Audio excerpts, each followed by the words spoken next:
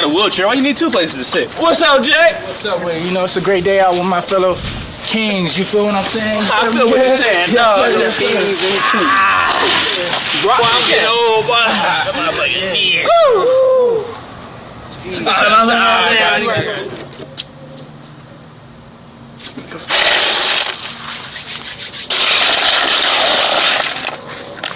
Off your hand, like.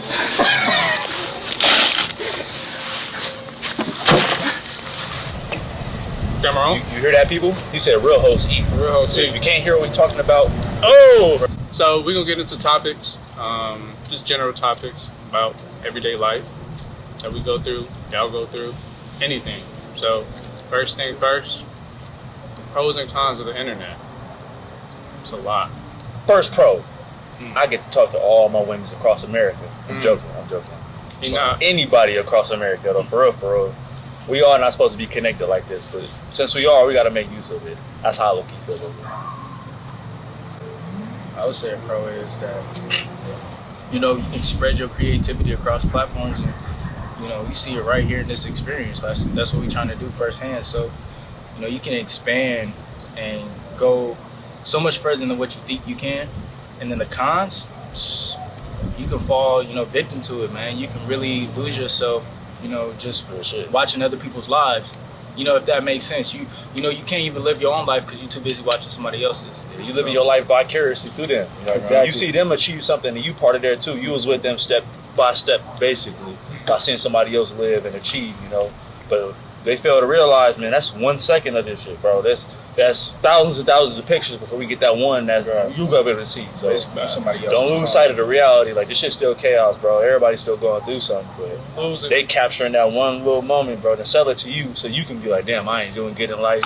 Oh, I ain't got enough. You know what I mean? But that's up to you to decide how you kind of use social media, because most people aren't really following or keeping up to date with just somebody who's trying to stun on them. You know what I mean? Unless that's how you feel, you know, that you get motivated by that. But other than that, bro, I'm trying to get into creativity, you know, keep up to date with stuff that's going on in the world.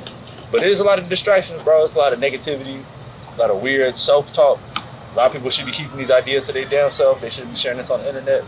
But we all fall victim to the same thing as well, though. So I'm sure it's hella shit I said that. Damn, why did I say that? I was wild.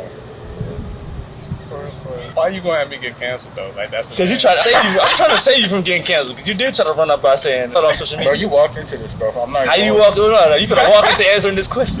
How do you find on social media? See, the thing is, it's like looks can be disguising. So let me see what the next topic is. Presentation. I'm gonna let you start. Yeah, man. You think it's important how people present themselves? You feel me? Oh yeah. The first step out the door, you gotta look presentable, because you never know who you might bump into. That's what my mom always tell me. Always, because if you look raggedy, they gonna treat you raggedy. But you dress and interview ready at all times, though. Always from head to toe. My mom told me back in the 50s and 60s, even the bums wore suits. You know what I mean? Like, is that how you take it there? You real dapper when you step out the house. No, you ain't. All right, my bad. I'm gonna put it down. Continue. Go ahead, talk your shit. You can get you a suit. What? Little crib, boy, with a whole thing buttoned up to the teeth. But I wasn't saying that. I'm talking about just that. like, you know, some cool little jeans, a cool shirt, and you good. Like some cool fit, cool shoes, and you good. That's What about some bootcut jeans bootcut jeans? and some like Bro, Jordan 6 ring it don't really matter. with a South Pole tee? Bro, it don't really matter what you wearing. As long as And you I'm gonna got- have a Shaka tee under there. as long as you So got it's gonna have a confidence, red shirt with a white shirt showing out the collar. as long as you have confidence, that's all that matters, bro. And I'm gonna have a big belt buckle I don't care, bro. I could be with the stunner I could shades be on. butt ass nigga as long as I have confidence. As long You as see, I I'm know. trying to be funny. Men trying to get butt naked, bro. But you talk about a Shaka tee though. That's clean. You have a Shaka tee.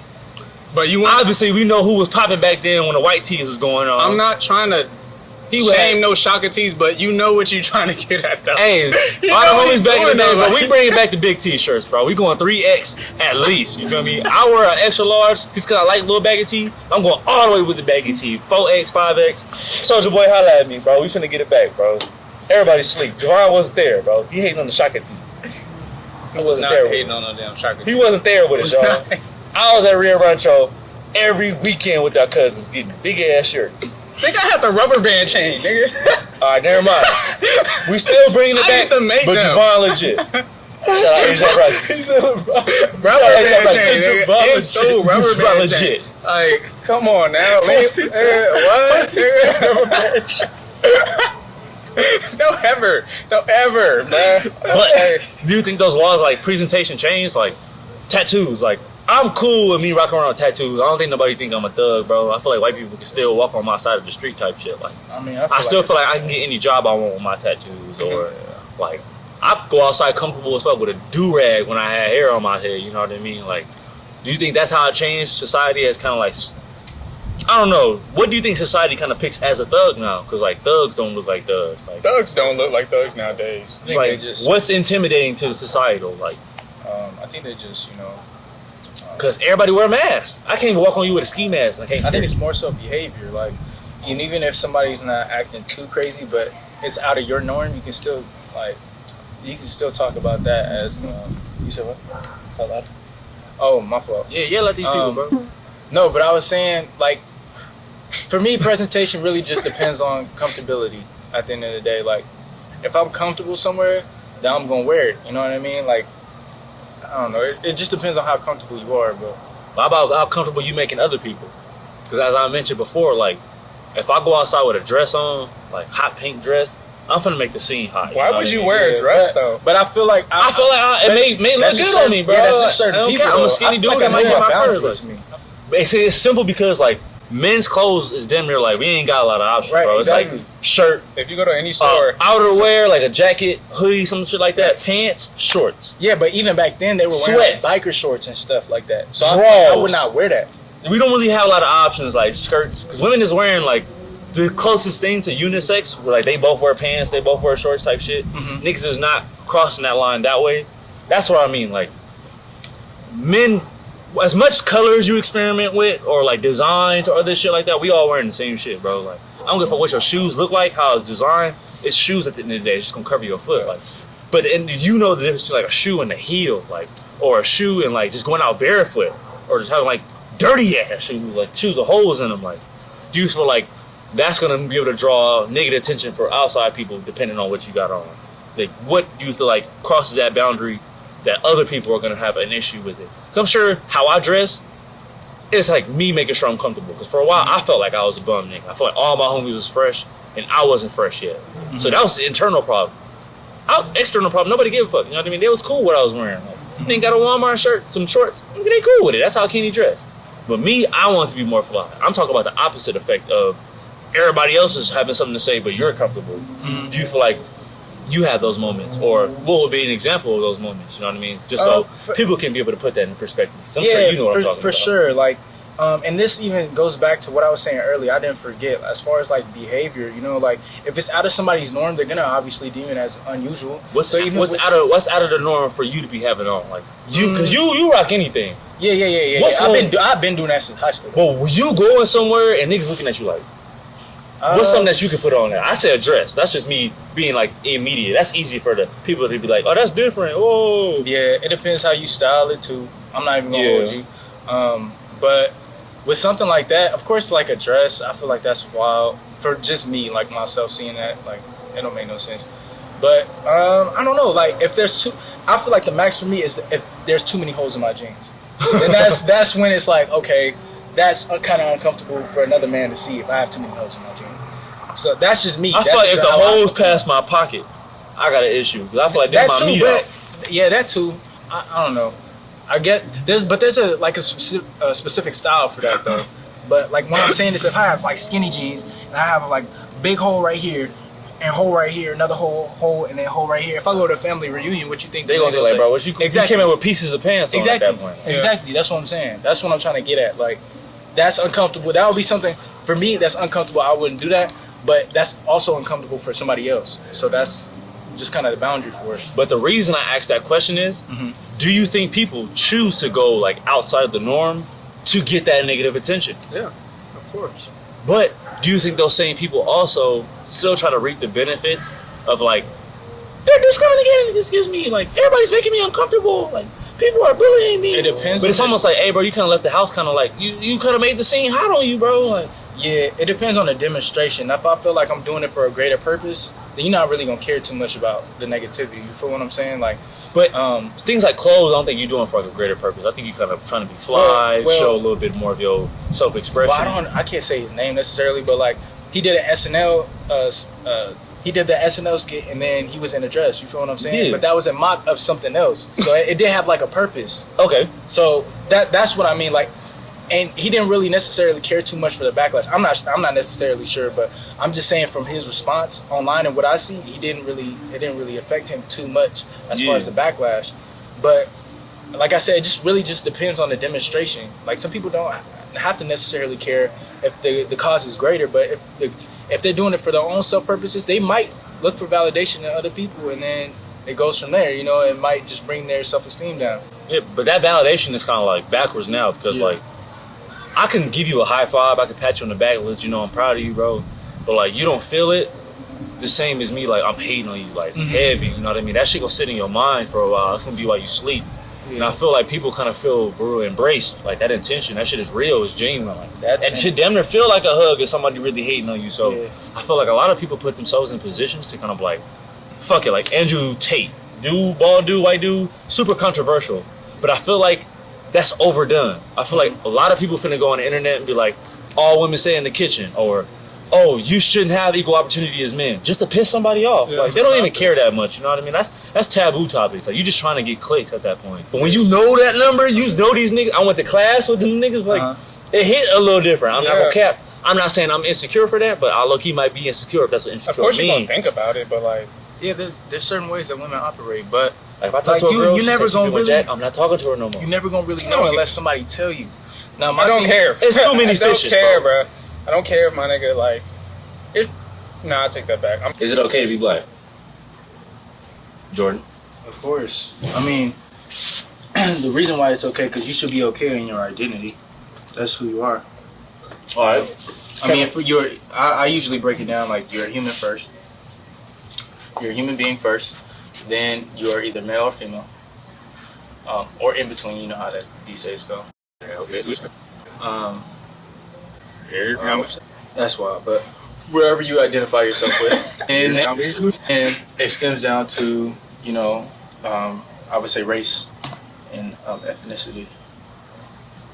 How much is that like in the value system? Like, is race above your male category? Like, you being black is more important than you being a man. It's a triangle.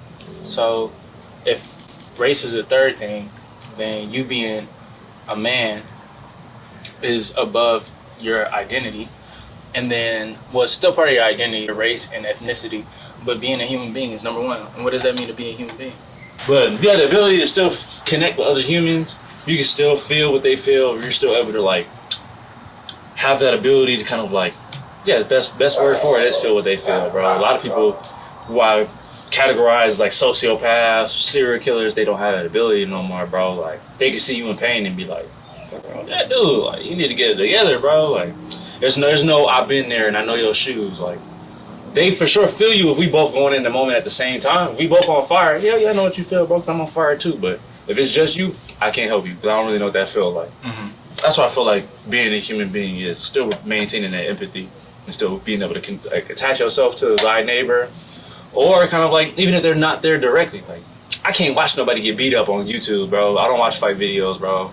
I can't see nobody really get punched in their face. I'm like, is he straight, bro? Like, you die? Like, brain damage, CTE? Like, I'm just one of those dudes, but I still feel like I'm receiving no damn punch. Nah, that's why I don't feel like I'm receiving no punches. I feel like the first step to something like that, is to understand that your small might be somebody else's big.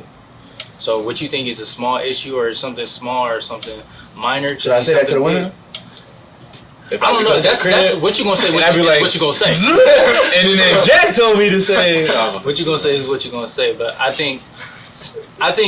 for sure think that way. You know, some people have a more major approach, or they feel more. They have more feelings than others. So like, and I think we should respect that. I don't think that's something that you should brush off.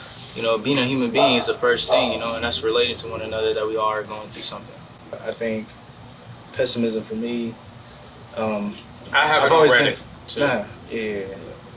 I think pessimism for me, I've always been more optimistic as far as things. So if it's like pessimism, it's usually an outside source. I mean, I do doubt myself at times, but for some reason, I always find like an opportunity to just be like, you know, I can still do something. Like I can still make something out of this. So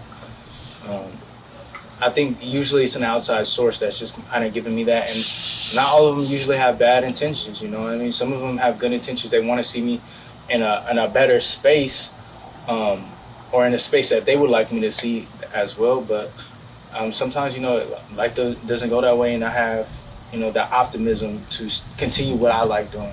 You know, what I feel like I'm best at. That's How you gonna end it off? Hey, You directed it, G. So he directed it. He's a director. How you gonna end it off? not a director, but I am.